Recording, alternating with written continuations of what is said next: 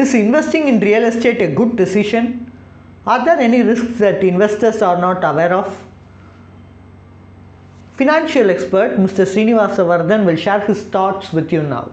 Whenever we are investing into real estate, again we have been investing our sizable portion of savings into this real estate. But this real estate has lot of challenging in our liquidity procedures and price discovery, and also the regulatory measures, and also document safety, and also tax point of view. So whenever we wanted to liquidate any real estate property, first of all, finding a buyer is going to be a big challenge. It will not support us on time whenever we require any money, so that we don't have any control on the liquidation a real estate on a required time. So liquidation is going to be the big challenge in this real estate. Then the price discovery. So there is no uniformity in the price, and there is no indications followed in this real estate price discovery. So the price, whatever we have been following, it can be a market price, it can be a government guidance price. There is a huge difference between the market price and the government guidance price. There will be a negotiation in this market price. Depends on our situations, depends on our emergencies, and the price will be decided. So there is no clear indication and a clear uniformity. We may not know the price of our own property. So this price discovery is going to be the next challenge in this real estate.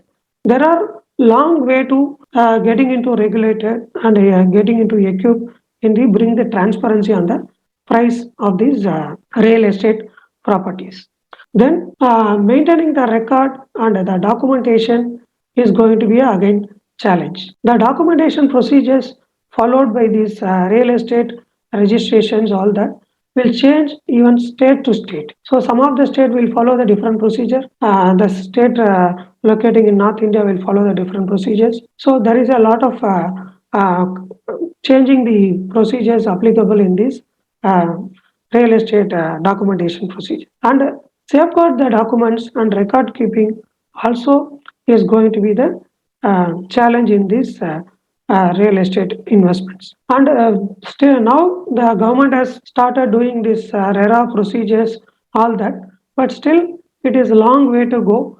It is not comparatively well regulated like SEBI or RBI. So because of all these reasons, we would say real estate has a partially regulated investment. Whenever we go into unregulated investment, we have to avoid the unregulated investments. Whenever we go to partially regulated investments, we have to focus on all these criterias and take much informed decisions.